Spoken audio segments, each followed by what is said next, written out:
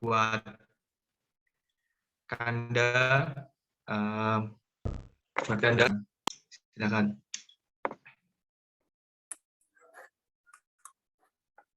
Baik, terima kasih Mas Agam. Panggilannya siapa, Mas? Agam. Agam ya. Terima kasih Mas Agam. Dan teman-teman sekalian, mari kita mulai. Assalamualaikum warahmatullahi wabarakatuh. Waalaikumsalam warahmatullahi wabarakatuh. Alhamdulillah nasta'inu wa nastaghfiruh wa na'udzu billahi min syururi anfusina wa min sayyiati a'malina. May yahdihillahu fala mudilla lahu wa may yudlil fala hadiya lahu. Asyhadu an la ilaha illallah wahdahu la syarika lahu wa asyhadu anna Muhammadan 'abduhu wa rasuluh la nabiyya ba'dah. Raditu billahi rabba wa bil islami dina wa bi Muhammadin nabiyya wa rasulah. Rabbi zidni ilma warzuqni fahma waj'alni minas shalihin. Alhamdulillah kita bisa melanjutkan pertemuan yang ketiga ini dengan memasuki tema mengenai hewan atau binatang, masih dengan mempelajari 40 hadis mengenai keadilan dan kelestarian lingkungan. Saya langsung saja ya, ini terlebih dahulu saya share apa yang akan kita pelajari.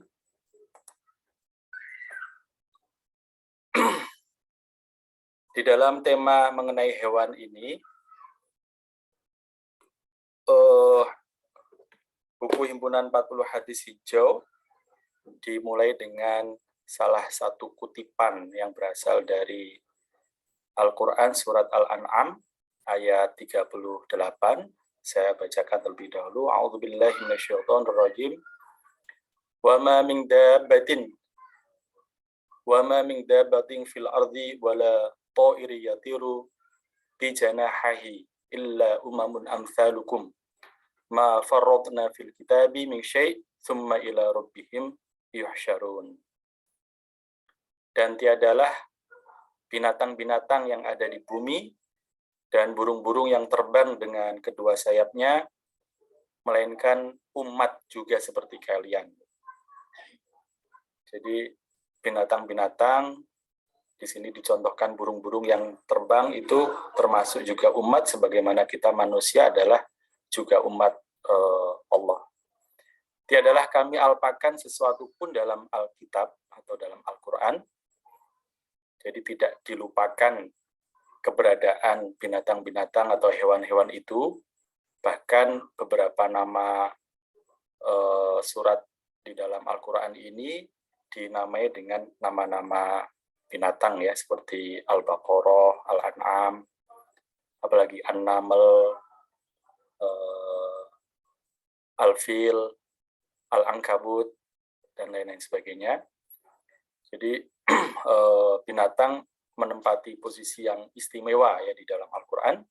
Jadi tiadalah kami alpakan sesuatu pun dalam Alkitab, kemudian kepada Tuhanlah mereka dihimpunkan. Tsumma ila rabbihim yuhsyarun. Yuhsyarun ya, di padang mahsyar, dikumpulkan di padang mahsyar.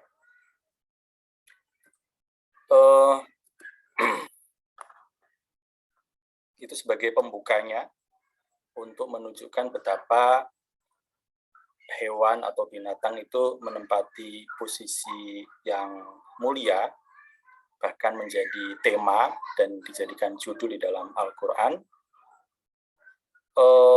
Saya terus terang tertarik dengan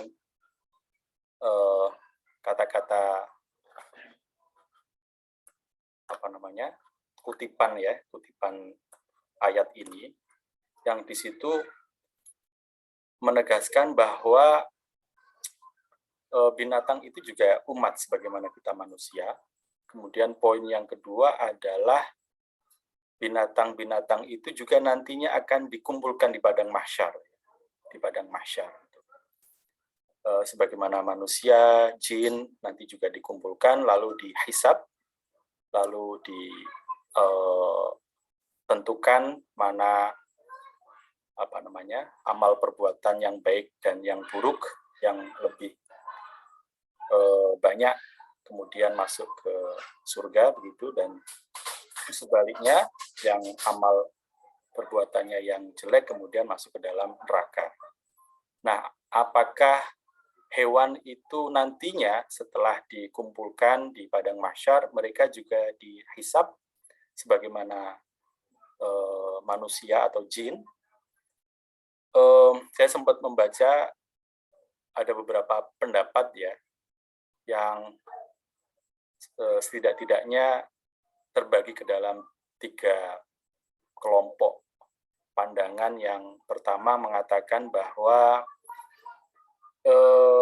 binatang-binatang itu sama posisinya seperti manusia, nanti akan dihisab, namun tidak dimasukkan nantinya ke dalam neraka ataukah surga, tetapi kemudian mereka ini dikisos.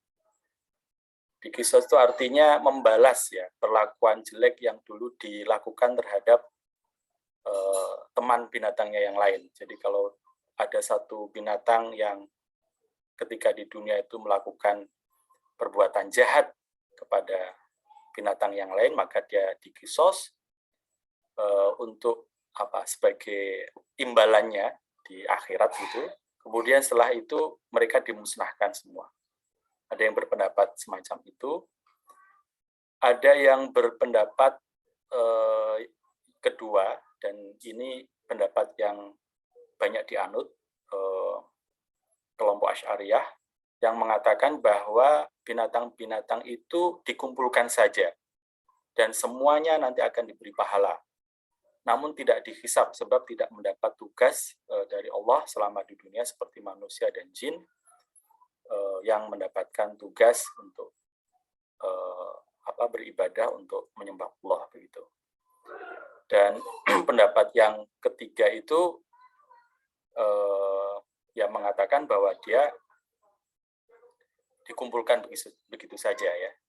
Tetapi yang jelas di dalam surat Al-An'am ayat 38 ini menyatakan bahwa mereka semua ini adalah umat sebagaimana kita manusia dan juga akan dikumpulkan di padang mahsyar.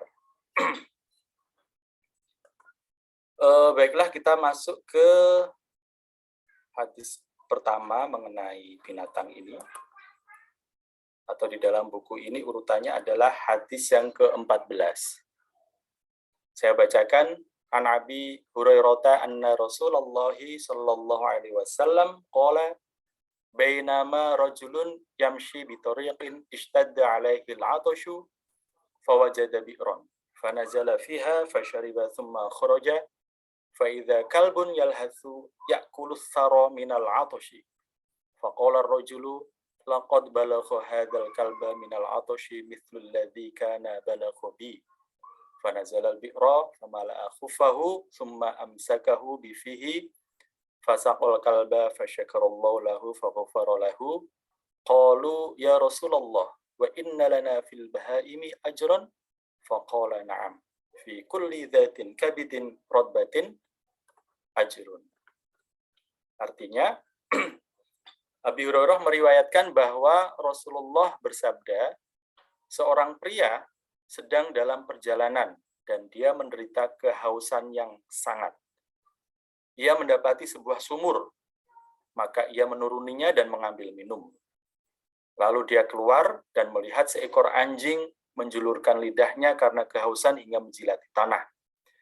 Pria itu berkata, sungguh anjing ini telah menderita kehausan seperti yang telah aku rasakan. Sang laki-laki ini bisa berempati terhadap anjing tersebut. Kemudian dia turun kembali ke dalam sumur dan memenuhi sepatunya dengan air. Kemudian dia memberi anjing itu minum. Allah bersyukur atau menghargai atas perbuatan pria itu, lalu melimpahkan maghfirah kepadanya. Mereka, para sahabat, lantas bertanya, ya Rasulullah, apakah terhitung pahala sedekah sebab menolong hewan? Nabi berkata, ya, tindakan menolong terhadap setiap makhluk dengan hati yang masih basah, artinya makhluk yang masih hidup itu, maka terdapat pahala amal. terhadap perbuatan tersebut.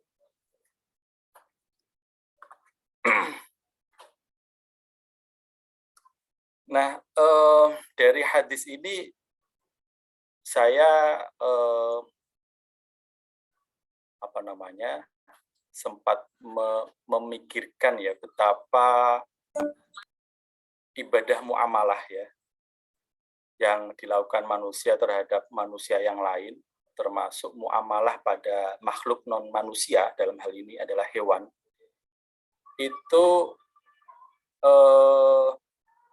berbeda dengan ibadah makhluk seperti sholat, zakat, puasa, ibadah haji, yang kalau ibadah-ibadah makhluk tersebut harus mensyaratkan posisi si subjek itu harus muslim ya, harus muslim. Syarat seseorang yang akan sholat pertama kali dia harus muslim kan. Nah, tetapi di dalam ibadah muamalah ternyata tidak disyaratkan apakah dia seseorang muslim atau tidak. Namun fokus pada perilaku baiknya dan dampaknya. Jadi lebih pada fakta objektifnya. Kalau ibadah makhluk tadi, syaratnya itu pertama-tama harus melihat fakta subjektifnya. Mempersyaratkan musolli, seseorang yang sholat itu harus muslim, namun di dalam ibadah muamalah ini yang dilihat adalah fakta objektifnya. Perilaku baik ataukah buruk, dan dampak yang diakibatkan dari perilaku baik atau buruk itu terhadap alam. Seperti dalam hadis ini ya, seseorang yang memang tidak dijelaskan apakah dia muslim atau tidak muslim, itu menolong anjing, maka akan ada pahala bagi dia. Bahkan Allah itu wasyakarallaha. Kalau kalimatnya ini menarik ya, karena biasanya kalau kata syukur itu minal adna ilal a'la ya, dari bawah ke atas, mengucapkan syukur seorang hamba kepada Tuhannya. Tetapi ini digunakan untuk atau disematkan dari Allah kepada manusia. Fasyakarallaha lahu faghafaralah. Jadi Allah berterima kasih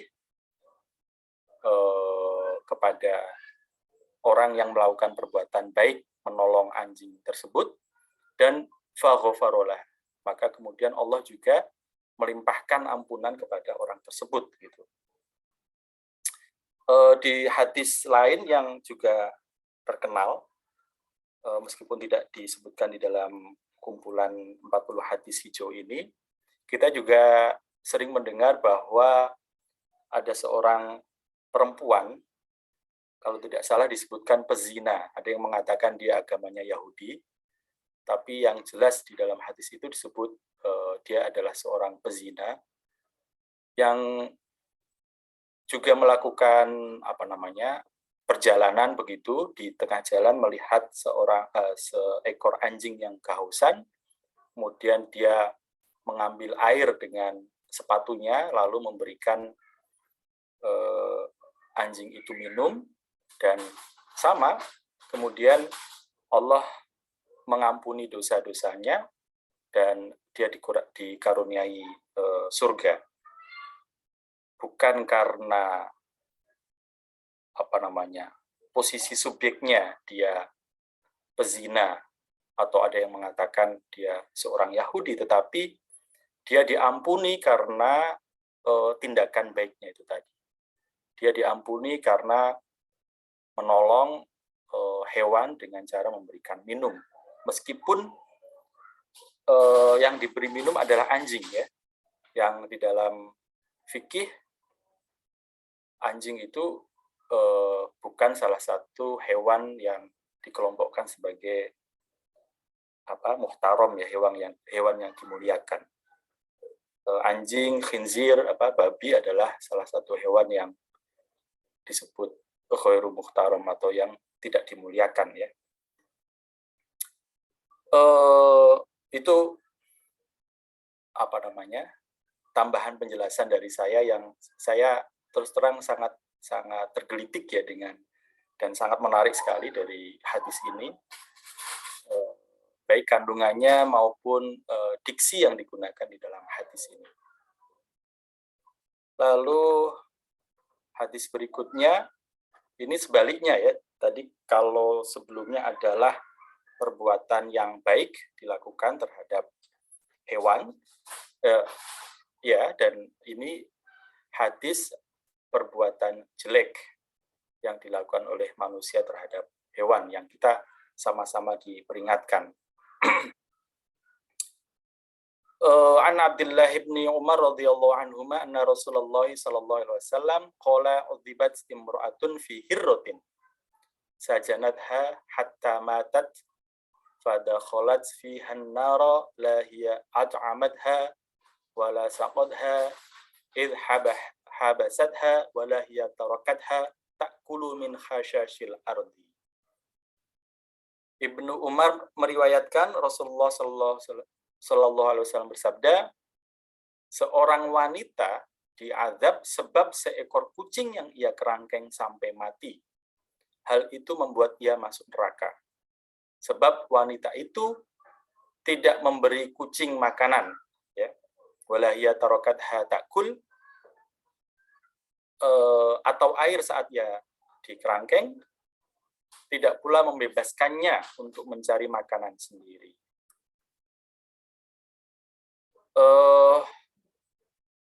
Kalau tadi perbuatan baik terhadap binatang itu diberikan karunia dan maghfirah dari Allah, dan sebaliknya perbuatan jahat itu akan diazab.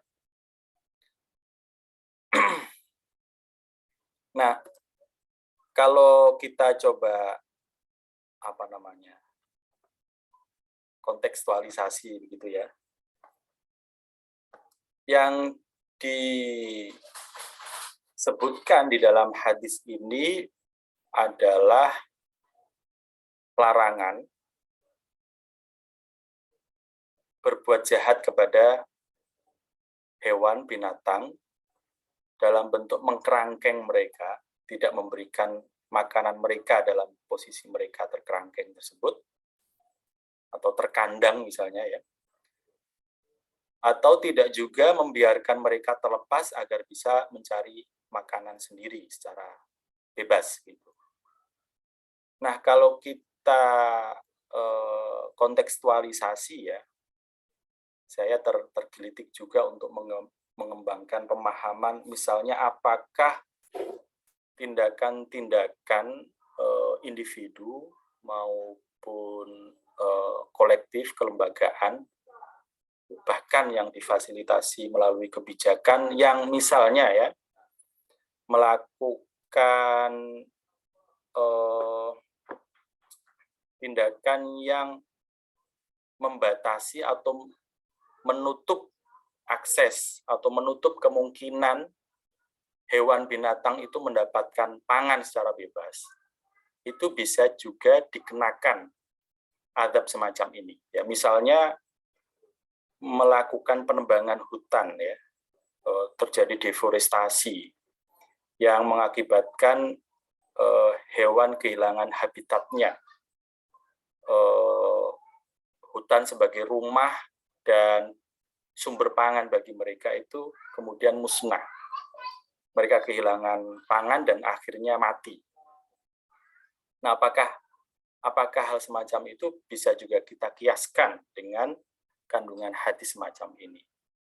Kalau di era Nabi, tindakan membuat hewan mati itu dicontohkan semacam ini. Tetapi di era sekarang dengan berbagai macam tindakan-tindakan yang sifatnya bisa sangat masif ya, baik dilakukan oleh individu, kolektif, perusahaan, bahkan oleh kebijakan negara, itu bisa juga mengakibatkan hewan itu mati secara perlahan-lahan atau bahkan memang dibunuh untuk melakukan perluasan perkebunan, melakukan perluasan pertanian misalnya gitu. Jadi ada dua istilah kalau di dalam studi agraria gitu ya. Membiarkan mereka ini mati ya. Atau memang atau disebut letting die ya. Atau bahkan memang membuat mereka ini mati dengan cara ditembak dan seterusnya. Dan kita sering mendengar ketika pembukaan lahan untuk perkebunan atau pertanian secara luas untuk kemudian ditanami dari hutan ya, untuk kemudian ditanami entah itu sawit, entah itu food estate misalnya sekarang, itu seringkali disertai dengan membunuh hewan, orang utan ya, banyak ditemukan mati di lahan hutan yang sedang dibuka, kemudian gajah kehilangan habitatnya, kemudian masuk ke kampung, merusak sawah masyarakat atau perkampungan, ya. Demikian juga harimau sudah kehilangan habitatnya dan seterusnya ya. Apakah ya itu sekali lagi perlu kita refleksikan dan kemudian kita kembangkan lebih lanjut. Hadis ini mengingatkan kita supaya tidak melakukan kejahatan baik dalam skala yang kecil apalagi skala yang lebih besar semacam itu gitu ya. Atau sekarang dikenal dengan istilah ecocide gitu ya, ecocide. Kalau kita kenal istilah genocide, homicide, apalagi suicide itu, maka sekarang ada istilah ecocide. Pemusnahan terhadap ekologi, terhadap hutan misalnya ya, yang kemudian berdampak pada depopulasi ya, karena yang hidup di dalam hutan itu selain hewan, kemudian juga keragaman hayati, juga adalah manusia, adalah masyarakat atau masyarakat adat ya, khususnya yang menjadikan hutan itu adalah rumah mereka. Jadi ecocide mengakibatkan depopulasi secara lebih luas gitu ya. Oke, kita kembali ke sini. Jadi dua hadis yang di awal ini telah menunjukkan kepada kita bahwa betapa Nabi mengajarkan kita untuk berbuat baik kepada hewan, tidak semata-mata karena hewan itu adalah bagian dari ekosistem yang sama-sama kita hidup di dalam alam raya ini, tetapi kita juga ingat di depan bahwa hewan itu adalah makhluk ruhaniyah ya, yang sama-sama umat dan sama-sama nanti dikumpulkan di padang mahsyar, dan hewan atau tumbuhan atau bahkan bebatuan itu juga makhluk yang bertasbih kepada Allah, sehingga tentu saja tidak pantas atau bahkan Nabi melarang mengazab manusia berbuat jahat kepada hewan.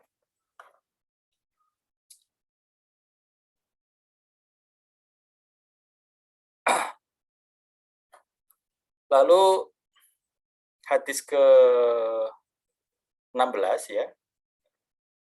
An Abdullah bin Amr anna Rasulullah sallallahu alaihi wasallam qala man qatala usfuran fama fawqaha bi ghairi haqqiha sallallahu azza wa jalla anha yaumal qiyamati. Qila ya Rasulullah fama haqquha? Qala haqquha an tadhbahaha fatakulaha wa la taqta' ra'saha fayurma bihi. Abdullah bin Umar meriwayatkan Rasulullah Muhammad SAW bersabda, jika seseorang membunuh usfuron, burung pipit atau sesuatu yang lebih besar, fama fawqaha, tanpa alasan yang benar, bi ghairi haqqiha, maka Allah akan menuntut pada hari kiamat, menuntut pertanggungjawabannya. Lalu ditanyakan kepada Nabi, ya Rasulullah, apakah alasan yang benar itu? Jadi ada membunuh karena alasan yang tidak benar, namun ada juga membunuh binatang karena alasan yang benar. Dan di sini ditanyakan kepada Nabi, apa alasan yang benar itu? Nabi menjawab, alasan yang benar adalah engkau menyembelihnya untuk makanan. Dan janganlah engkau memotong kepalanya lalu membuangnya begitu saja. Jadi hadis ini juga menunjukkan sesuatu yang katakanlah sesuatu yang realistis begitu ya, bahwa bukan dengan demikian hewan itu tidak boleh dipotong, tetapi hewan tetap boleh dibunuh, boleh dipotong, asal dilakukan dengan cara yang hak dan dengan tujuan yang hak. Ya. Cara dan tujuan hak itulah yang harus kita ketahui. Di sini dikatakan tujuan yang haknya adalah untuk dikonsumsi. Karena tujuan hewan, apalagi al-an'am, ya, binatang ternak, itu tujuan diciptakan mereka itu memang untuk manusia, untuk kebutuhan pangan manusia. Namun di sini juga ditunjukkan cara dan etikanya di dalam membunuh atau memotong hewan itu. Nanti di hadis berikutnya akan kita lihat ya. Yang sudah kita ketahui, pertama untuk memotong hewan atau kaifiatnya itu caranya adalah harus membaca basmalah, ya kan? Disunahkan menghadap kiblat, kemudian memotong dengan alat potong yang tajam, lalu memperlakukannya dengan baik, tidak boleh disakiti. Biasanya hewan-hewan kurban yang sudah disiapkan sehari atau 2 hari sebelumnya itu diberi makan dengan cukup, gitu ya. Dan hikmahnya, ya, hikmah dari keberadaan hewan konsumsi ini, ya dia adalah dizakati, ya, dia dizakati. Kalau sudah sampai nisabnya, kemudian ada kewajiban zakat, dan juga kalau dia dipotong untuk dimakan tidak boleh dimubadirkan, lalu disarankan untuk dibagi kepada saudara-saudara kita yang lain, gitu ya.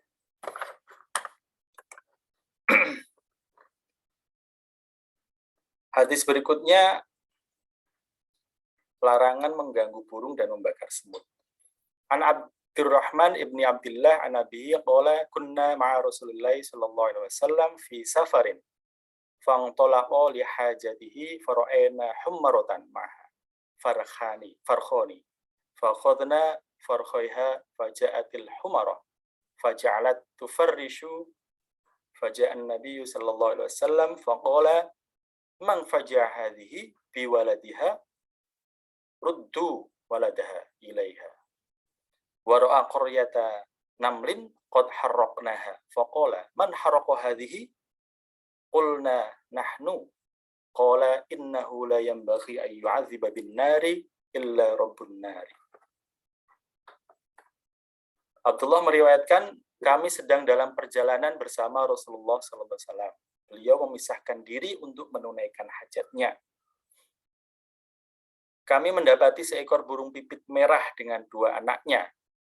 Kami mengambil salah satu anaknya, maka induknya segera datang mengepakkan sayapnya untuk melindungi. Induknya marah ya, kemudian mengembangkan sayapnya untuk untuk neladung ya, kalau ayam itu neladung kayak bahasa Jawanya ya. Marah dan ingin melindungi anaknya. Lalu Nabi datang setelah menunaikan hajatnya tadi dan berkata kepada kami, siapa yang membuat burung itu kesal dengan mengambil anak-anaknya, kembalikan anak-anak burung itu kepadanya. Nabi juga melihat koloni semut yang telah kami bakar dan beliau berkata, siapa yang membakar ini? Kami mengatakan bahwa kami melakukannya. Nabi berkata, tidak ada yang berhak menyiksa dengan api kecuali zat yang menguasai api. Jadi Nabi kalau dilihat dari pilihan diksinya ya, tidak ada yang berhak menyiksa dengan api kecuali zat yang menguasai api. Ini Nabi sangat marah ya, sangat kesal gitu. Karena melihat perlakuan jahat ya, meskipun sahabat yang melakukannya, Nabi mengingatkan itu.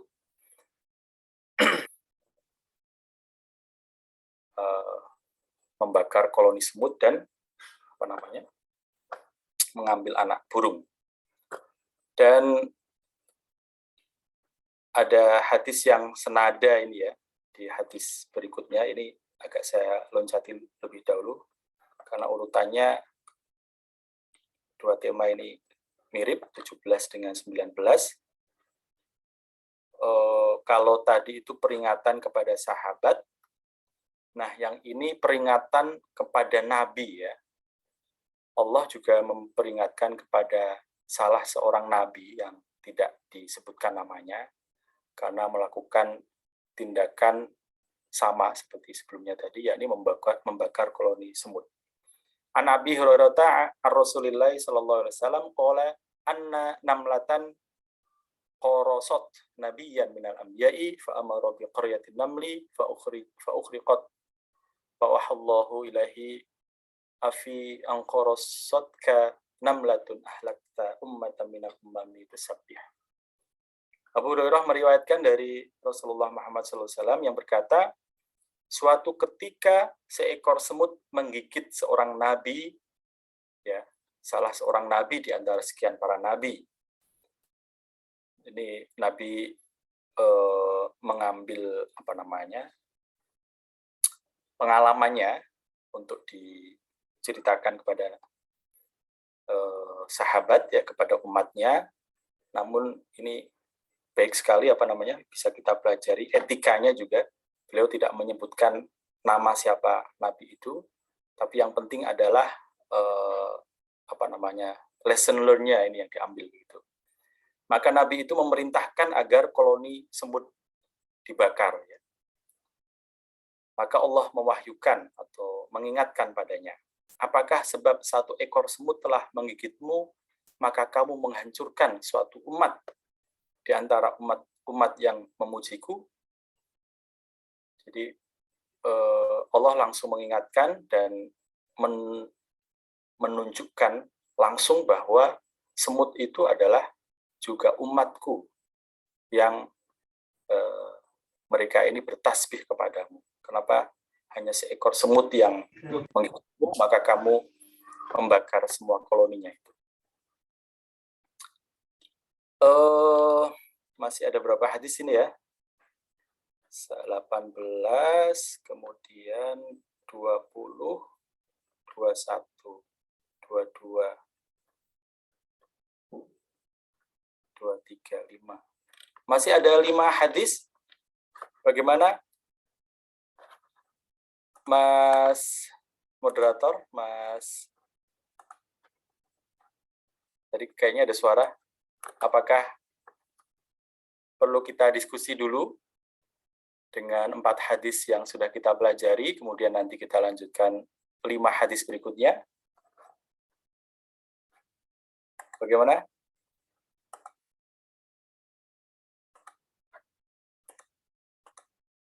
Halo?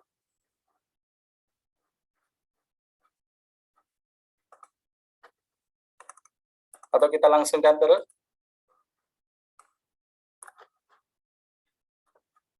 Karena ini banyak ya. Kalau 2 pertemuan sebelumnya 4 atau 5 hadis, ini 9 hadis. Silakan Mas moderator, sementara saya kembalikan terlebih dahulu. Kita sudah mempelajari 4 hadis ya. Masih ada 5 hadis berikutnya. Mana Mas moderator? Moderator saya gantikan Mas. Oke, Karena tiba-tiba menghilang. Oh iya. Oke, mungkin boleh kita berdiskusi sebentar begitu teman-teman semua yang ada di forum Zoom ini.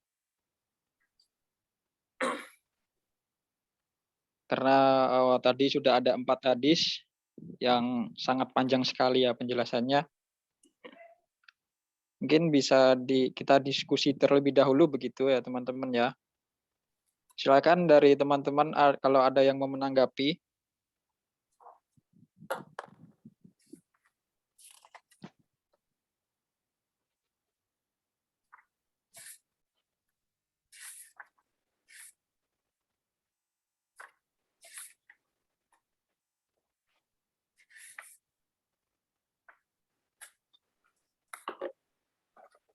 Sudah ada yang raise hand itu, Mbak Deno Ayu Adila.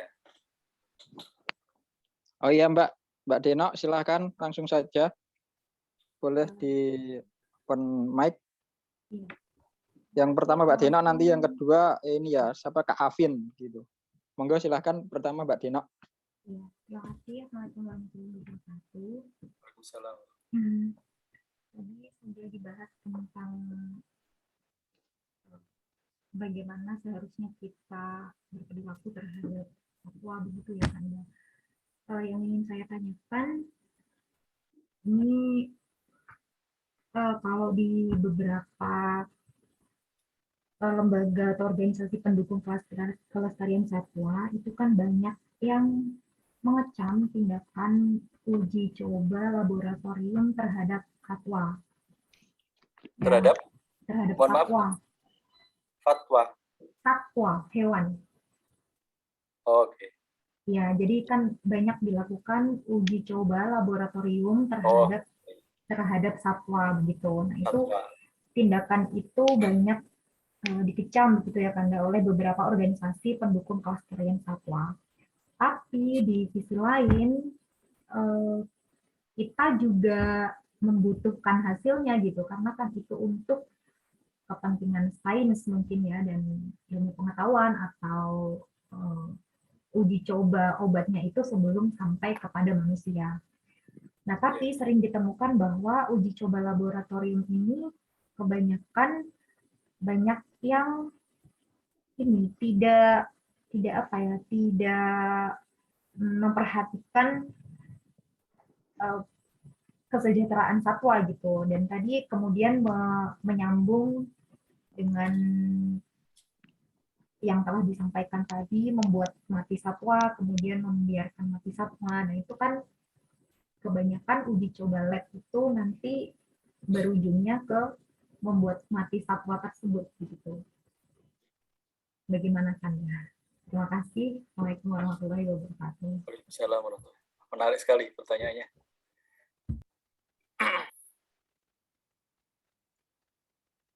Baik, yang kedua dari Mas Afin. Monggo, Kak Afin. Oke, silakan. Terima kasih waktunya. Apakah suara saya terdengar? Iya, terdengar. Oke. Izin bertanya Pak Lutfi, kan tadi sudah dijelaskan tentang animal welfare yang tidak diperbolehkan pada hewan. Namun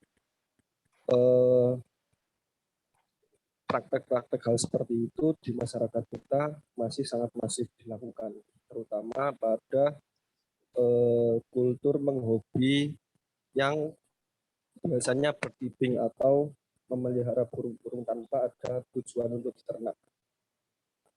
Meskipun burung-burung tersebut juga bukan merupakan burung-burung penghasil daging, Pak. Seperti itu. Nah, berlaku semacam ini kian lama kian merebak ke berbagai jenis burung, terutama jenis-jenis yang langka atau burungnya dilindungi juga. Padahal di beberapa hadis sudah dijelaskan bahwasanya ada beberapa jenis burung yang memang diperuntukkan untuk diternak dan dikonsumsi. Namun yang saya ingin tanyakan bagaimana nasibnya burung-burung yang di luar kriteria itu, seperti burung pengicau ataupun burung-burung yang lain yang di luar konteks itu tadi, Pak. Seperti itu. Terima kasih.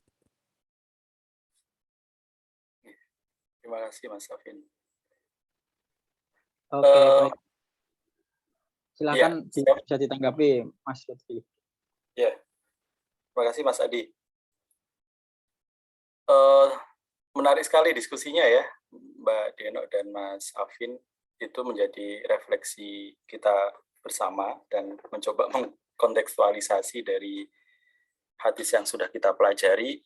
Namun sekali lagi saya nyatakan seperti sebelum-sebelumnya bahwa saya tidak dalam kapasitas untuk memberi penjelasan yang sifatnya pasti begitu ya.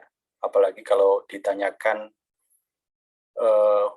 hukum fikihnya ya, karena hadis ini sebenarnya bisa diekstrapolasi untuk menjadi istimbat hukum, katakanlah menjadi satu rumusan fikih, tetapi juga hadis ini bisa kita jadikan pedoman etikanya. Mungkin untuk fikihnya itu belum bisa kita atau kita belum bisa mendapatkan pemahaman yang pasti, tetapi prinsip-prinsip etisnya barangkali bisa kita gunakan begitu ya. Nah, saya tidak dalam kapasitas untuk memastikan dari dua-duanya, tapi marilah kita gunakan hadis itu untuk ya berefleksi dan memikirkan dan mengkontekstualisasi apa yang kita hadapi sekarang ini.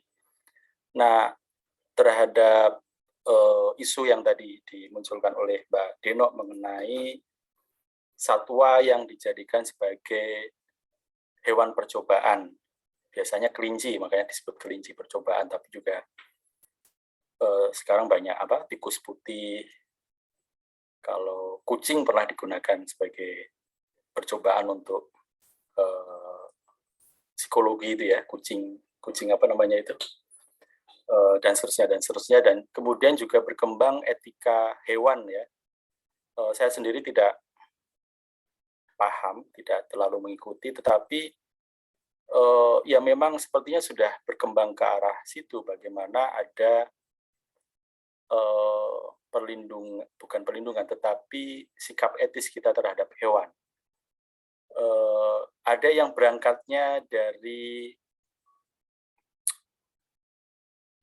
spiritual, nilai-nilai spiritual, New Age dan sebagainya gitu ya. Tetapi kita juga bisa melihat hadis ini yang bisa dijadikan dasar sikap etis semacam itu. Kalau hadis ini kan hanya menyebut bi ghairi haqqiha, dengan tanpa hak ya. Yang dicontohkan di situ adalah kalau dipotong sesuai dengan haknya itu adalah untuk dimakan. Karena mungkin ya saat itu belum dibayangkan hewan itu bisa digunakan sesuai dengan haknya untuk kemaslahatan manusia yang lebih luas dalam bentuk yang lain, untuk kebutuhan medis, untuk kebutuhan teknologi dan seterusnya, yang kemaslahatan manusianya bisa jadi lebih luas ya. Nah, saya cenderung ya, ini pendapat saya saja. Saya cenderung bahwa menggunakan satwa untuk kebutuhan tersebut, apalagi maslahatnya itu lebih luas, maka itu tergolong memotong bihaqiha, sesuai dengan haknya ya, sesuai dengan haknya. Namun tentu saja di dalam proses proses kerja lab itu, saya kira juga sudah ada SOP yang berkembang secara lebih etis begitu sekarang, bagaimana memperlakukan hewan itu dengan cara yang lebih baik begitu. Tetapi intinya adalah bahwa kalau saya cenderung hal semacam itu bisa bisa dikiaskan bahwa penggunaan hewan itu sesuai dengan haknya untuk kemaslahatan manusia, sepanjang dia dilakukan dengan cara-cara yang baik begitu ya, cara-cara yang baik. Itu yang bisa saya respon, Mbak Deno ya. Atau mungkin Mbak Deno sudah punya atau pengalaman kerja-kerja lab yang mempraktekkan SOP yang secara lebih etis begitu, saya kira malah lebih bagus bisa di-share di sini gitu ya. Latar belakang saya sosial, jadi saya nggak terlalu paham gitu. Gimana Mbak Dino? Terima kasih atas responnya ya, Mas. Jadi kalau untuk kerja-kerja lab ini, kebetulan saya kan bukan di bidang itu juga, tapi beberapa kali itu sering sharing juga dengan teman-teman yang memang bergerak di organisasi kesejahteraan satwa gitu. Dan baru saja kemarin ini juga jadi bahasan gitu, terus saya juga jadi kayak galau gitu kan. Kemaslahatannya tuh banyak, tapi memang kadang ya apa ya, cara-cara kalau uji lab itu kan memang tidak selalu baik gitu ya terhadap satwanya. Jadi makanya ini tadi minta penjelasan kepada Mufti bagaimana kalau dalam Islam melihat itu. Gitu. Iya. Yang tadi sudah saya singgung, ada 3 hal yang perlu kita lihat. Yang pertama adalah kaifiyah atau caranya. Kemudian yang kedua akhlaknya atau sikap etisnya. Dan yang ketiga adalah hikmahnya, yang manfaat dan tujuannya. Kalau manfaat dan tujuannya adalah untuk kemaslahatan yang lebih luas, dan apalagi untuk dan sebaliknya ya, untuk mencegah mafsadah yang lebih luas pula, untuk menyembuhkan penyakit dan seterusnya, maka itu menurut saya sudah tergolong bihaqiyah. Tapi tentu saja tidak cukup dengan itu, maka ada kaifiyahnya seperti apa, caranya seperti apa, kemudian landasan etisnya seperti apa. Jadi yang perlu dilihat adalah 3 hal itu ya. Sepanjang kemudian SOP-nya, lalu niatnya dan tujuannya itu sudah sesuai, saya kira tidak ada masalah. Ya. Kemudian yang bisa mengukur adalah laboratnya itu sendiri ya, pelakunya itu sendiri. Itu apakah misalnya dia sudah cukup dengan katakanlah 2-5 ekor tikus untuk uji lab gitu dan menghasilkan satu kesimpulan yang valid begitu, ataukah dia terlalu mubadirkan ya, sampai 10 tikus karena dia tidak yakin sebenarnya sudah bisa ditarik kesimpulan tetapi terus melakukan pengujian begitu. Nah, pada akhirnya ya kembali kepada pelaku uji lab itu sendiri yang bisa mengukurnya. Kalau yang bisa kita tunjukkan adalah 3 hal itu tadi ya, kaifiyah, akhlaknya, dan hikmahnya, menurut saya itu. Kira-kira itu yang bisa saya respon ya, Mbak Dino dan teman-teman yang lain. Kemudian saya bisa beralih ke Mas Afin ya.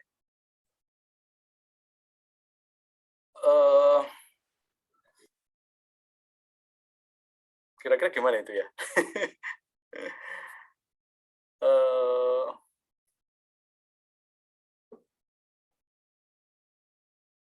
Kalau dari hadis ini, dari 9 yang sudah saya baca itu ya, sayangnya memang tidak ada hadis yang langsung berkaitan dengan binatang peliharaan yang dinikmati bukan karena dagingnya tetapi karena suaranya dan lain sebagainya.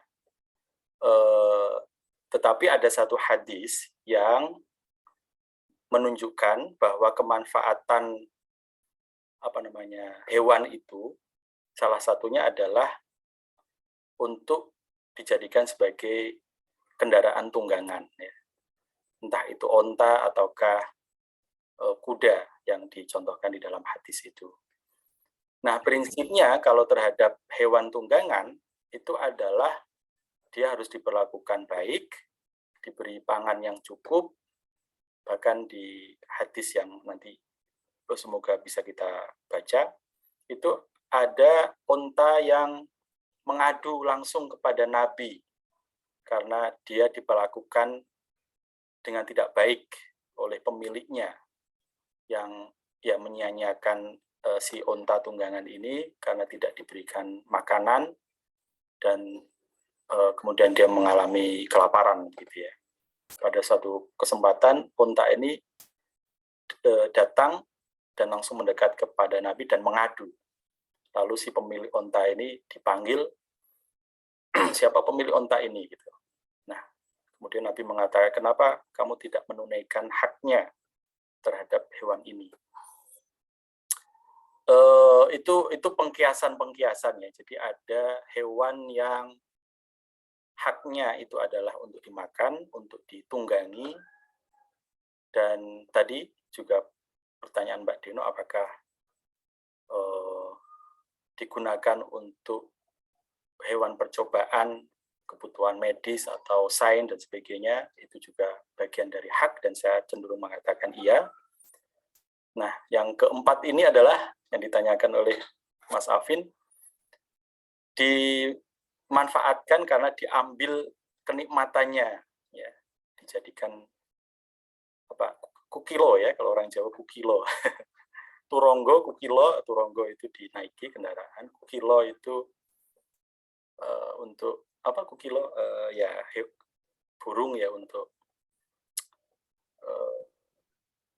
nah saya cenderung mengatakan bisa sepanjang diperlakukan dengan baik dan sepanjang tidak berlebihan. Salah satu ukurannya ya tadi sudah disampaikan Mas Afin, misalnya kalau sampai berburu hewan-hewan yang langka dan bahkan dia mengisi dari rangkai apa namanya itu rangkai makanan gitu, jadi dia predator salah satu hewan yang kemudian kalau dia diambil dia memutus dari rangkai makanan itu, maka kemudian akan menjadi bermasalah ya keseimbangan rantai makanan tersebut. Kita sekarang sudah tidak lagi menemukan burung hantu misalnya ya sebagai predator alami, sehingga populasi tikus itu meledak ya. Akhirnya mengandalkan pestisida misalnya begitu. Burung hantu sudah dijadikan hewan peliharaan padahal dia langka dan dilindungi dan mengisi dari satu rangkaian itu tadi. Nah, sekali lagi kemudian kembalinya kepada si orangnya itu yang memelihara itu. Kalau untuk sekedarnya dan diperlakukan dengan baik, saya kira tidak ada masalah gitu ya. Apalagi hewan itu juga punya fungsi lain, seperti burung merpati itu selain bisa dinikmati untuk kukilonya juga bisa untuk darah goreng gitu. Sajian menu lamonganan itu kan salah satunya, misalnya begitu. Saya kira itu yang bisa saya respon, Mas Afin dan teman-teman sekalian. Oke, baik. Terima kasih kepada Mas Nasir Lutfi atas tanggapannya tadi dari dua penanya, dari Mbak Deno dan Mas Afin begitu. Ini di kolom chat ada semacam ajakan begitu ya. Ajakan dari, bentar saya bacakan. Ajakan dari BPKE Zizi. Terkait dengan sabung ayam, budaya sabung ayam. Jadi budaya sabung ayam itu, oh ya permohonan. Jadi, yeah. Oh ya boleh Mas Afin mungkin ditanggapi dulu. Ya.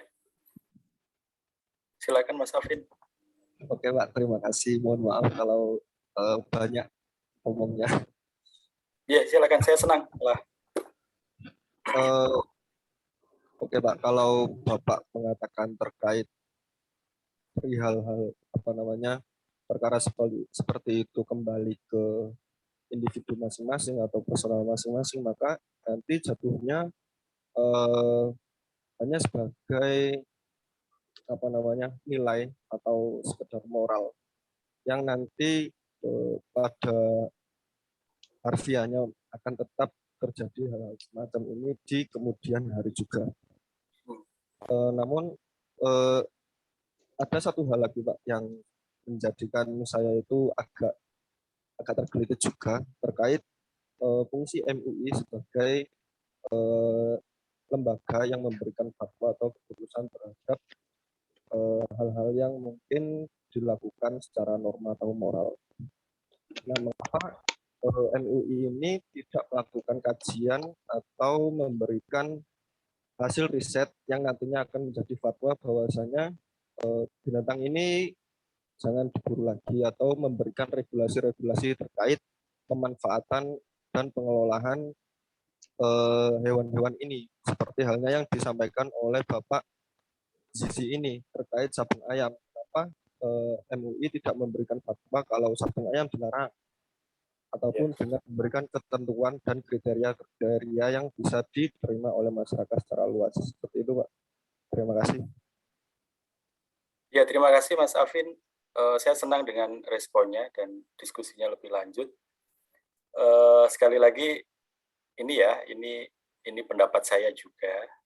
Jadi bacaan Anda yang lebih luas kalau sudah menemukan misalnya putusan-putusan yang memberikan satu putusan yang mengatakan misalnya secara keseluruhan saja memelihara hewan untuk diambil kesenangannya belaka itu diharamkan misalnya begitu,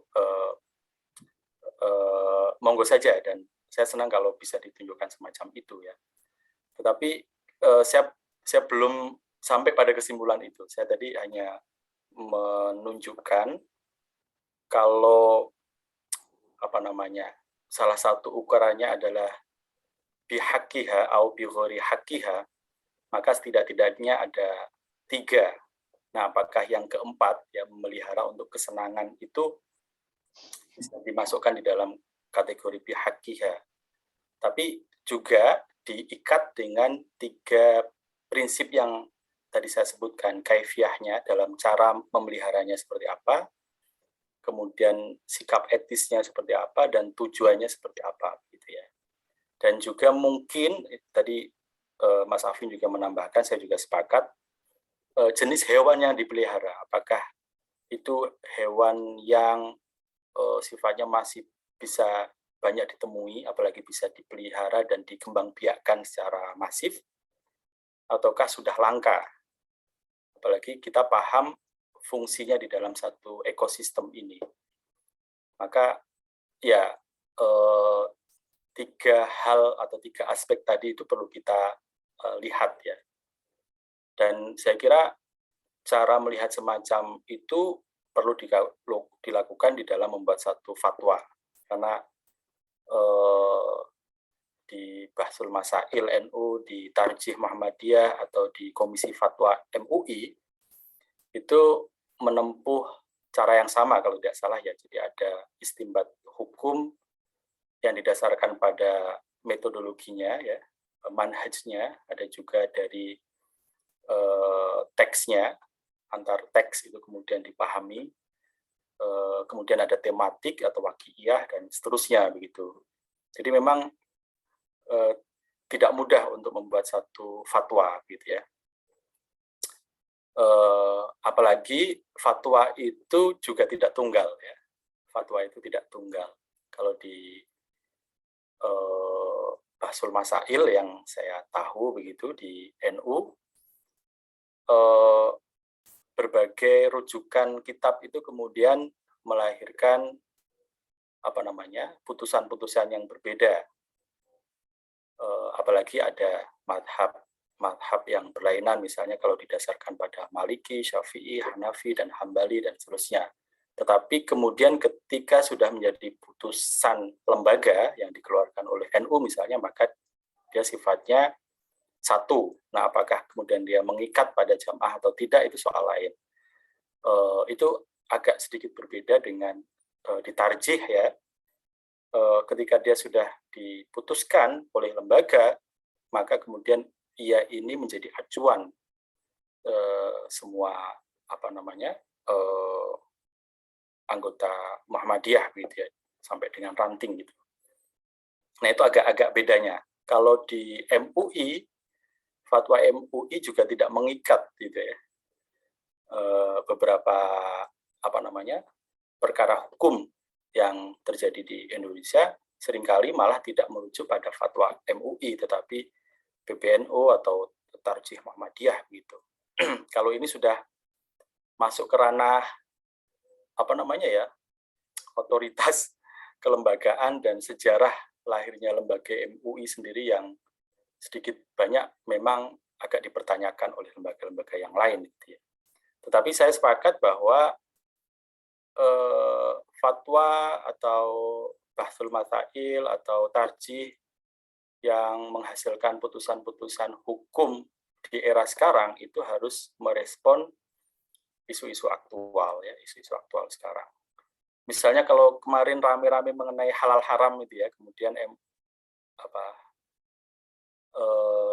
kewenangan memberikan label halal itu dicabut dari MUI ke pemerintah, itu menurut saya masih perdebatannya masih di permukaan ya, hanya soal otoritas siapa yang kemudian mengambil alih. Belum sampai meriksa dan kemudian melahirkan fatwa halal haram itu ke tingkat yang lebih substantif ya. Misalnya, apakah suatu produk yang dihasilkan dari sebuah perusahaan ya itu halal dari mulai ia diproduksi, hasil bahan bakunya dari mana? Apakah bahan baku ini diperoleh dengan cara-cara yang merusak atau tidak? Lalu dia masuk ke dalam perusahaan, apakah dia dikerjakan dengan prinsip-prinsip buruh ya yang adil ataukah tidak, misalnya begitu?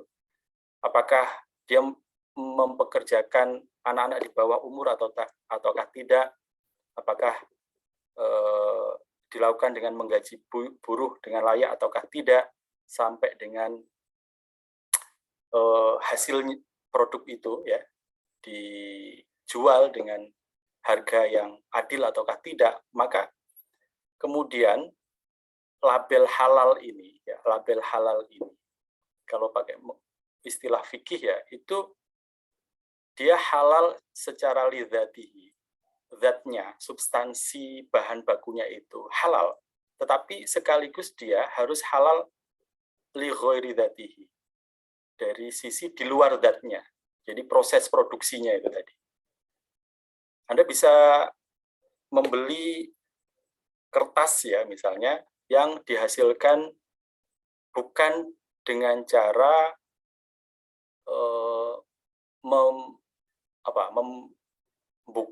menebang pohon ya, yang kemudian melahirkan deforestasi, tetapi kertas yang dihasilkan dari kayu yang memang ditanam dengan cara-cara yang sustainable gitu secara alam, dan seterusnya gitu.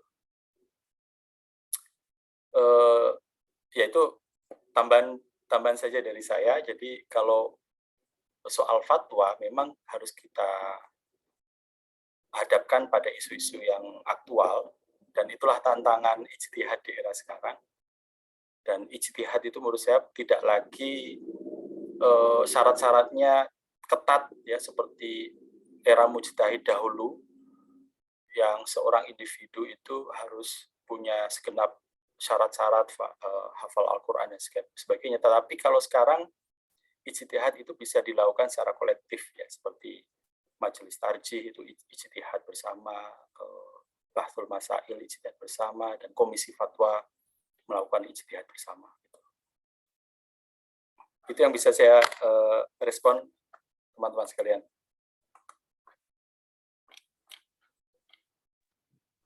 Oh ya baik, terima kasih Mas Lutfi. Dari Mas Afin gimana? Ini sepertinya di kolom chat ini ya menarik ya diskusinya.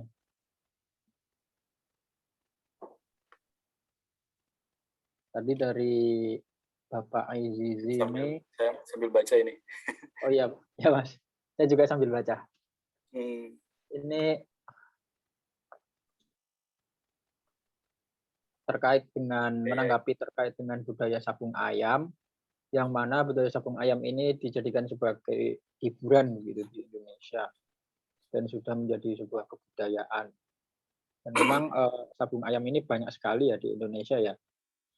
Apa namanya? Bahkan kadang ada yang diperlombakan begitu.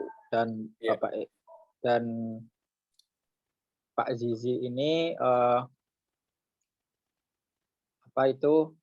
mengajak atau memberikan permohonan kepada kita semua untuk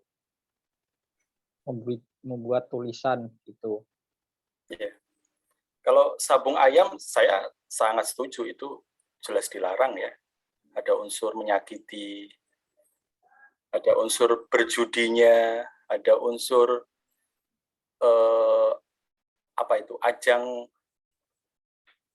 ajang pertunjukan maskulinitas ya kan. Kalau kemudian ada yang kalah, ada berkelahi dan seterusnya gitu ya. Jadi maldorotnya atau mafsadahnya jelas lebih banyak ya. Tapi kalau memelihara ayam untuk dipotong, nah itu bagian dari menunaikan hak ayam untuk kemaslahatan. Kalau sabung ayam jelas itu dilarang ya.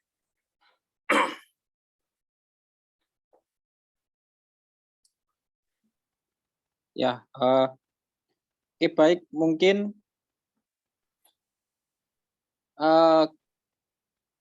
kita boleh lanjut dulu Mas untuk 5 hadis yang sisa itu tadi. Setelah itu kita lanjutkan untuk tanggapan lagi gitu.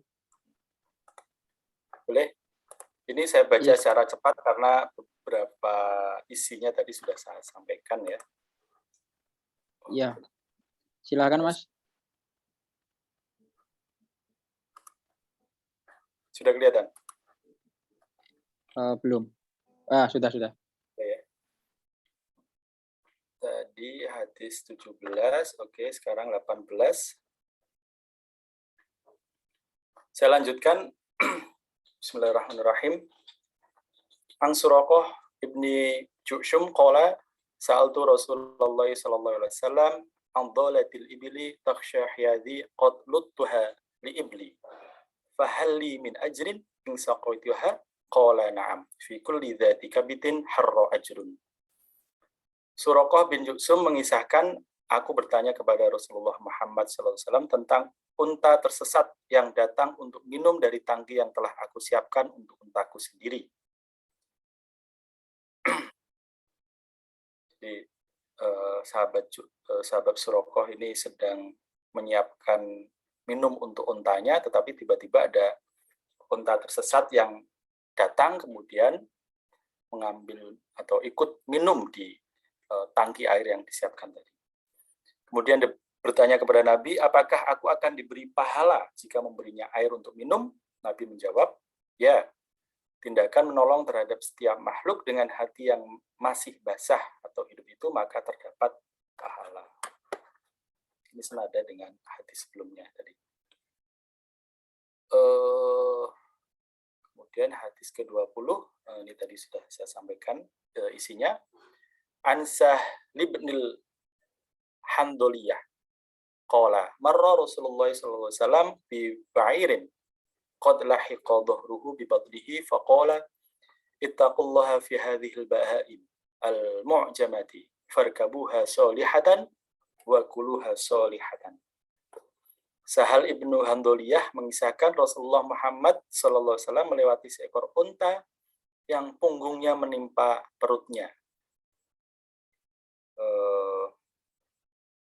Nabi berkata, takutlah kepada Allah terhadap binatang-binatang ini.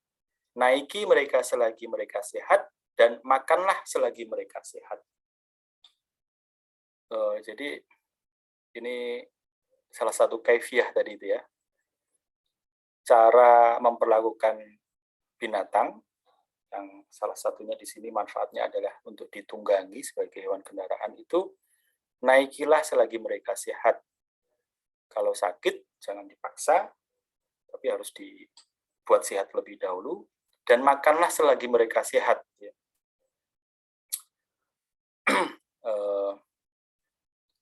Termasuk ketika ingin dijadikan sebagai hewan kurban itu harus dalam kondisi sehat, tidak boleh dibuat stres.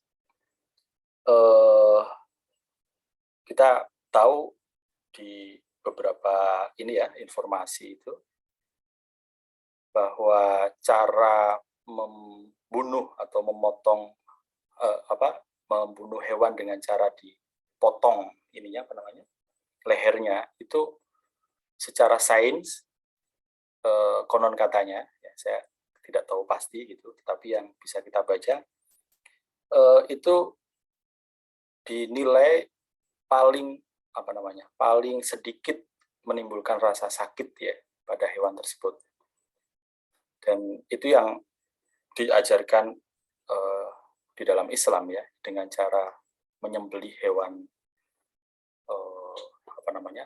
yang akan dikonsumsi oleh manusia gitu. Dibanding misalnya dia dibunuh dengan cara ditembak atau bahkan dipingsankan terlebih dahulu, yang itu dianggap lebih menyakitkan, dan apalagi merasa bahwa hewan nggak punya nggak punya hati begitu. Kadang-kadang ada orang yang menyembelih dalam posisi hewannya berjejeran, satu dengan yang lain bisa melihat, dan itu ternyata tidak disarankan ya, karena hewan juga bisa melihat, bisa sedih, bisa stres karena melihat temannya sudah disembelih terlebih dahulu. Maka adabnya salah satunya adalah dipisahkan ya, kemudian disunahkan untuk menghadap kiblat, kemudian ya seperti yang kita biasa lihat gitu ya, kepalanya ditutupi dengan daun gitu supaya tidak melihat gitu ya. Itu salah satu adabnya, dan makanlah selagi mereka sehat gitu.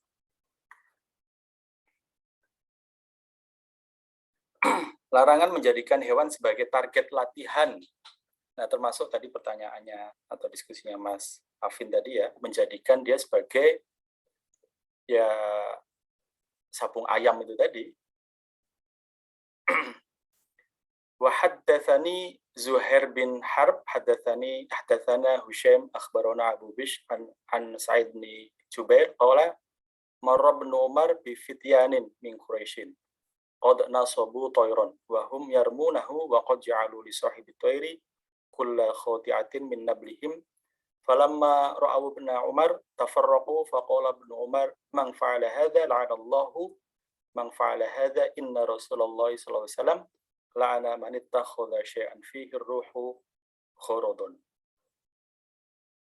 Sa'ad bin Jubair melaporkan Ibnu Umar kebetulan melewati beberapa pemuda Quraisy yang telah mengikat seekor burung yang dijadikan target pemanah. Mereka bertaruh dengan membuat anak panah yang meleset menjadi milik sang pemilik burung. Ini saya kira nafasnya sama dengan larangan untuk menjadikan hewan sabung ayam ya. Jadi ada unsur unsur judi di sini, selain yaitu tidak berperi kehewanan gitu ya. Ada unsur judinya di sini. Jadi anak panah yang meleset akan dijadikan milik sang pemilik burung. Maka tatkala melihat Ibnu Umar, mereka segera pergi. Kemudian Ibnu Umar berkata, barang siapa yang melakukan ini, maka Allah akan melaknat. La'anallahu man fa'ala hadza. Terus tidak cukup ya. Sesungguhnya Rasulullah Muhammad SAW melaknat siapapun yang menjadikan makhluk hidup sebagai target untuk latihan memanah. Rasulullah la'ana man ittakhadha. Jadi ada 2 kali kata laknat di sini disebut. Ini betapa dilarangnya ya. Allah melaknat dan Rasulullah juga melaknat hal semacam ini.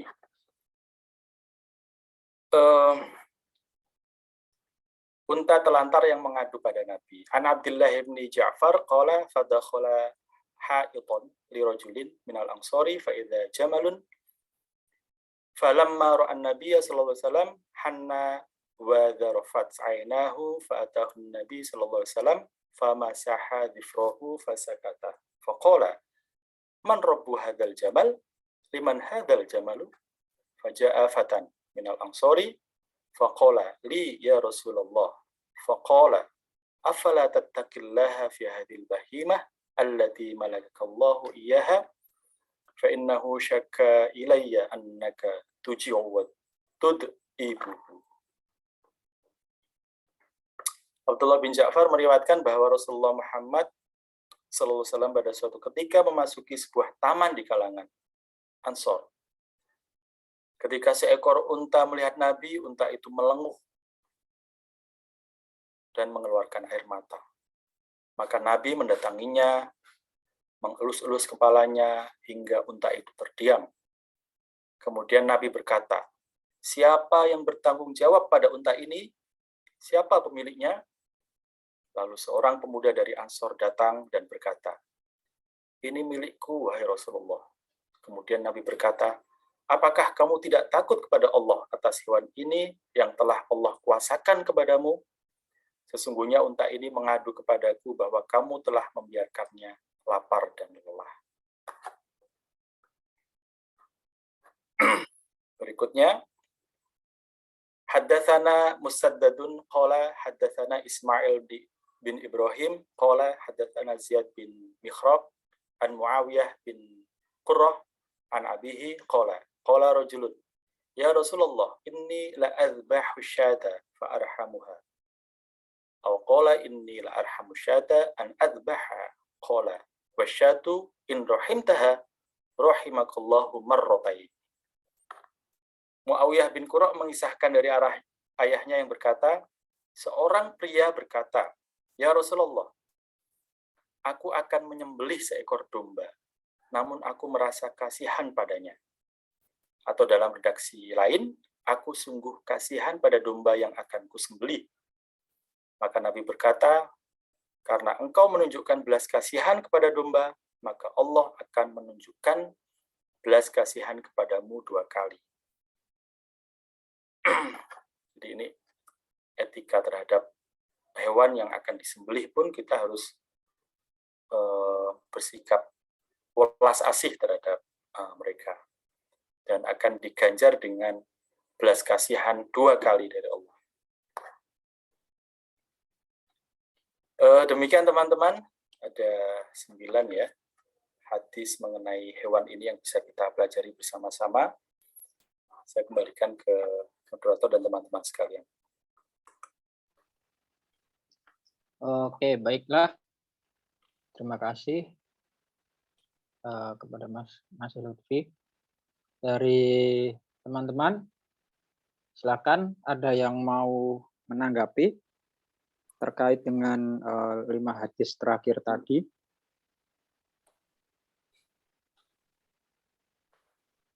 Monggo. Ini di kolom chat juga ada tanggapan lagi nih dari Mas Afin untuk Mbak Denok.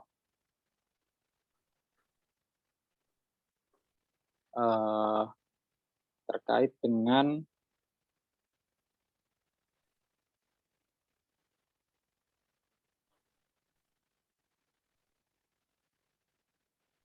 ini ya, terkait dengan pemeliharaan hewan.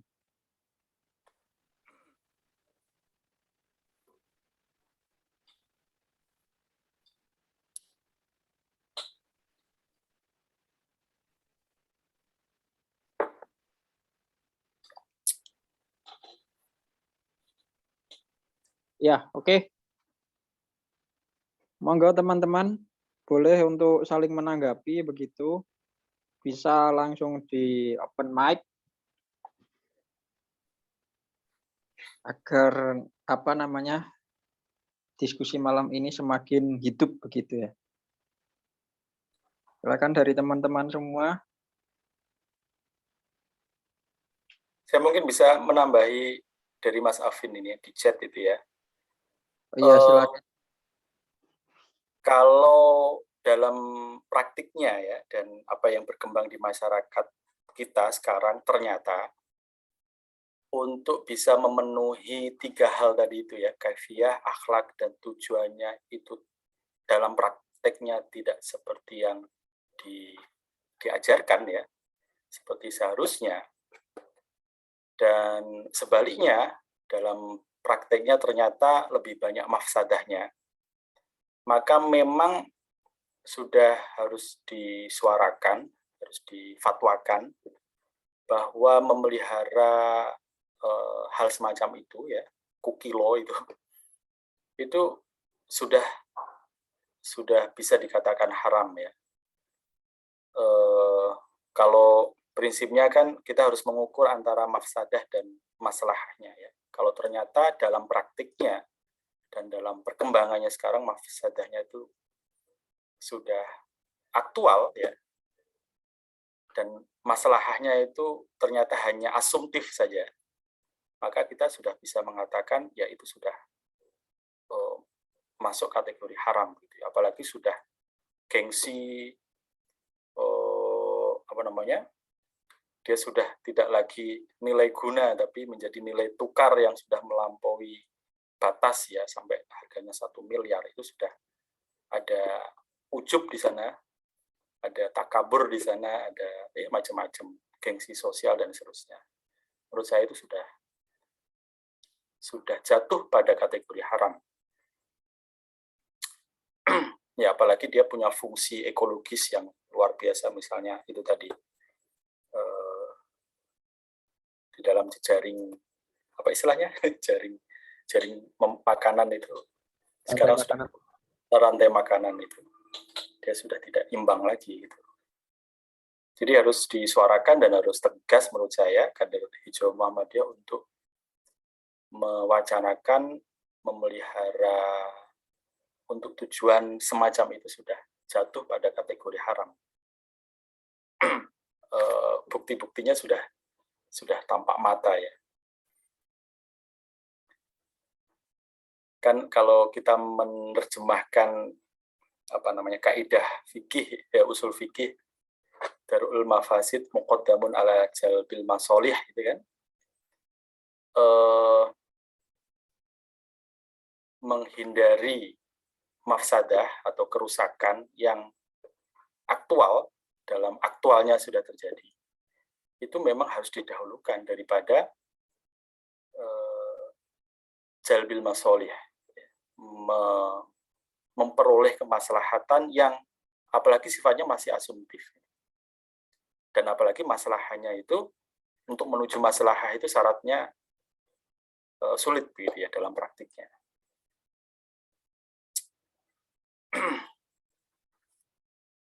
Itu tambahan saya, Mas. Jadi Mas Afin dan Mbak Dino ini raise hand ya.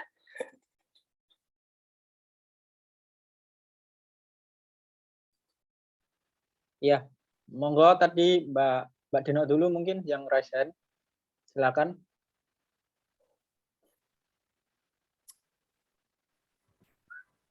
Ini raise hand-nya sebenarnya raise hand tadi ya, Mas lupa dimatikan. Tapi menanggapi Mas Afin tadi ya terkait dengan peraturannya, mungkin ya sepakat juga ya, mungkin peraturan untuk yang kalangan atas itu belum tegas gitu ya Mas ya. Jadi makanya masih banyak sekali kalau kita temui di sosial media itu banyak sekali influencer yang pengikutnya banyak, dan seharusnya itu bisa lebih mengedukasi kita ya, tapi justru malah memberikan contoh yang kurang baik kalau menurut saya. Jadi ketika influencer punya pengikut banyak, kemudian tindak tanduknya ini kan bisa kemudian dicontoh oleh banyak orang gitu. Dan yang dicontoh itu sesuatu hal yang buruk, termasuk dengan pemeliharaan satwa liar ini, kan agaknya kurang etis juga ya. Jadi menanggapi yang ini Mas Afin di chat ini.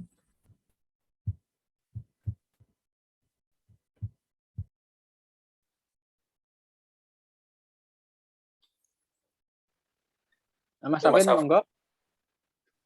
Oke, terima kasih waktunya. Eh, izin menanggapi Mbak Dekno dulu. Memang seperti itu Mbak, apa namanya, peraturannya terkesan tebang pilih dengan apa namanya memberikan dalih terhadap kalangan masyarakat yang memiliki akses untuk melakukan praktek-praktek pemeliharaan atau keeping animal di rumahnya masing-masing. Padahal pada data-data yang saya kumpulkan dulu sewaktu saya kuliah itu ternyata efek dari hal ini sangat-sangat banyak sekali. Apalagi salah satu contohnya adalah perburuan liar yang dilakukan di berbagai regional, khususnya di Indonesia. Itu sangat kontras sekali data-data per tahunnya seperti itu, Mbak. Jadi dari hasil diskusi saya dan teman-teman dari BKSDA dan Penggiat Lingkungan itu, kami memikirkan bahwasanya bagaimana kalau peraturannya itu di sistem sebagai adopsi. Jadi pihak pemerhati atau pihak pemerintah BKSDA terutama itu memberikan akses untuk mengadopsi mereka tapi di habitat mereka tanpa harus membawa pulang mereka ke rumahnya masing-masing seperti itu, Mbak. Ini menarik ini. Dan satu lagi Pak, mungkin pernyataan dari Bapak tadi dan juga pernyataan dari teman Bapak yang di grup WA itu bisa menjadi satu langkah yang eksplisit dan komprehensif serta strategis bagi KHM untuk suatu saat harapannya dapat memberikan aksi nyata terkait perlindungan atau advokasi di bidang keanekaragaman hayati. Seperti itu, Pak. Terima kasih atas waktunya. Ya, Mas. Saya tertarik ini diskusinya. Mas Afin di mana tadi cerita di PSDA atau apa tadi? Iya, Pak, di BKSDA dan BKSDA. Penggiat Lingkungan. Oh, iya, iya. Ini saya jadi teringat bukunya siapa? Yuval Noah Harari itu ya. Yang dia kan sejarawan yang perspektifnya itu bukan hanya melihat apa namanya perubahan sejarah selama 1-2 dekade ya, tapi sejarah cukup panjang begitu, dan bukan hanya umat manusia tetapi ya sejarah peradaban, termasuk juga perubahan-perubahan yang terjadi di alam ini ya, di alam. Saya lupa di buku yang keberapa itu kan, kalau nggak salah yang sudah diterjemahkan 3 jilid itu ya. Salah satunya dia cerita bahwa populasi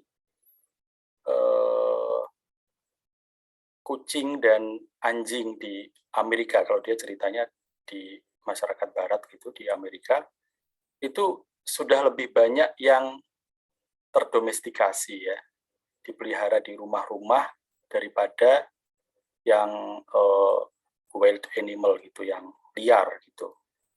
Dan perubahan itu dengan demikian membawa perubahan sejarah ya, hubungan manusia dengan alam itu sendiri, dengan hewan itu sendiri. Kemudian lahir industri pakan ya pet animal ya, kemudian dokter hewan, termasuk juga zoonosis ya, persebaran penyakit yang ditularkan dari hewan kepada manusia gitu. Nah, itu ternyata juga tidak bisa dilepaskan dari perubahan yang terjadi di dalam masyarakat manusia ya, yang berubah dari rural menjadi urban gitu ya. Dan semakin ingin menjadikannya manusia ini ingin menjadikannya kehidupannya itu sebagai mendomestikasi kehidupan umat yang lain di dalam dirinya gitu.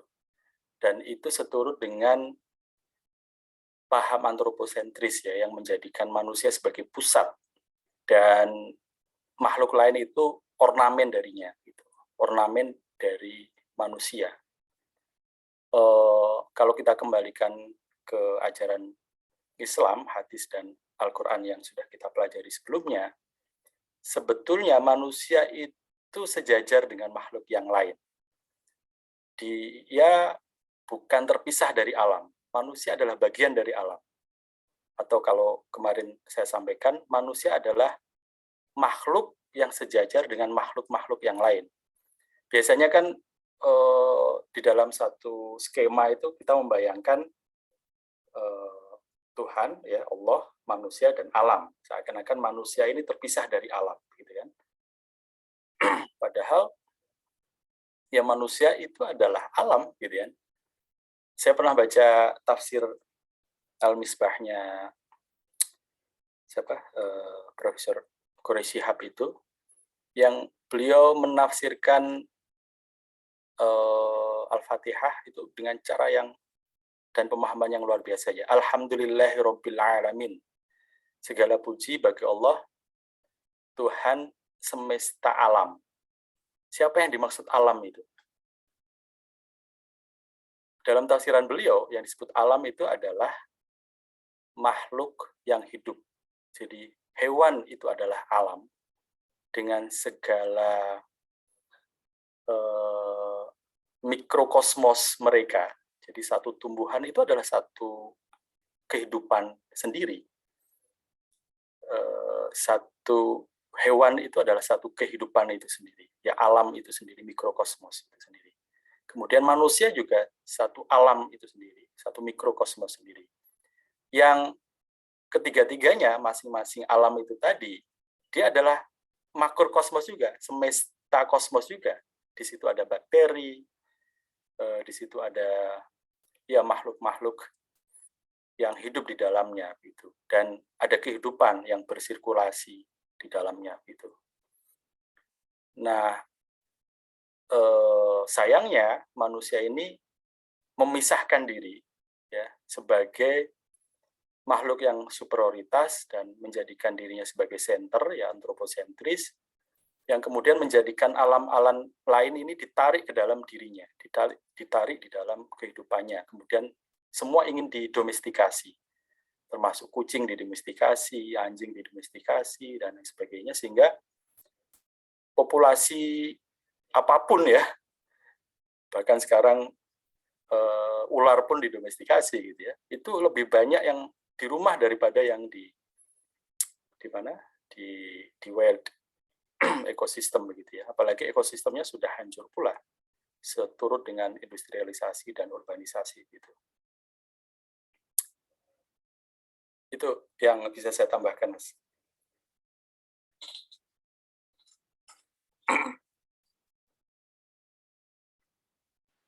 Oke, baik. Seperti itu ya, teman-teman. Dari Mas Afin dan Mbak Denok, adakah tanggapan?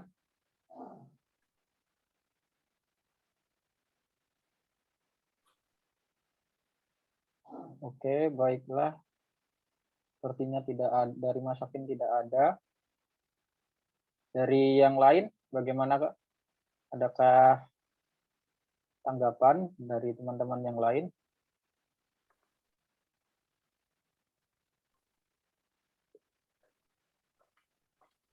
Oh, ini ada yang bertanya dari akun Zoom, hurufnya Arab semua, terkait dengan pandangan Islam mengenai sirkus hewan seperti topeng monyet, yang mana itu malah menjadi penyiksaan gitu terhadap hewan. Begitu. Monggo Mas Lutfi. Siapa ini? Mas Parama Satria ya? Huruf pegon ini. Oh iya, Mas Rama, iya silakan Mas Lutfi. Saya kira sudah cukup jelas ya kalau melihat bahwa apa itu hewan-hewan untuk sirkus ya, topeng monyet dan seterusnya itu tidak lagi dibenarkan ya, karena memperlakukan dengan cara yang inilah, yang jahat gitu ya.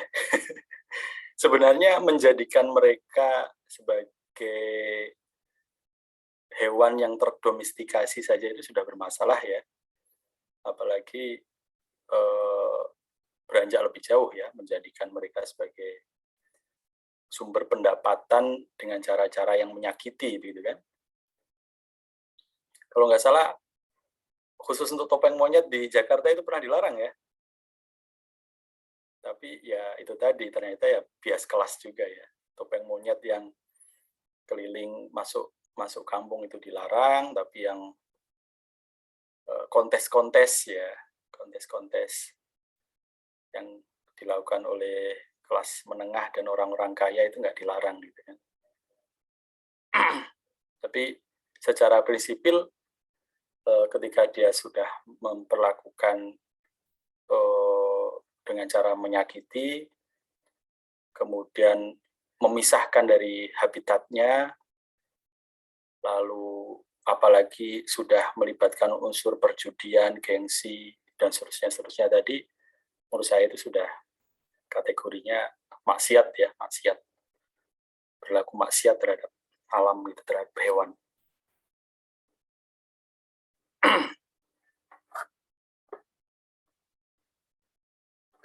Gitu Mas. Ya, baik. Adakah feedback dari Mas Parama Satria? Ataukah mungkin cukup ya dari Mas Parama Satria? Kalau begitu, adakah yang mau menanggapi lagi?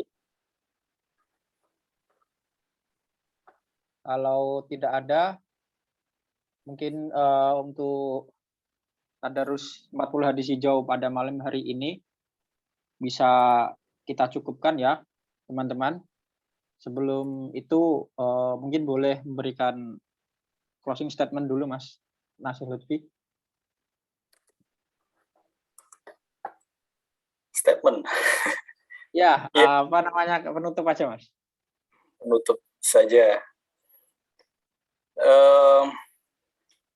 Mengulangi dari apa yang tadi sudah kita pelajari bersama-sama, bahwa hadis ini memberikan dasar bagi kita untuk bersikap etis terhadap hewan, dan bukan itu saja, tetapi juga di dalam memperlakukan hewan itu kita harus paham kaifiah atau cara-caranya, dengan tidak menyakiti, dengan memperlakukan mereka secara baik, dan juga menempatkan mereka pada fungsi dan manfaatnya, dan tidak memaksa mereka di luar batas dari fungsi dan manfaat yang telah ditetapkan oleh ajaran Islam melalui terutama hadis dan Al-Quran yang sudah kita pelajari bersama-sama itu.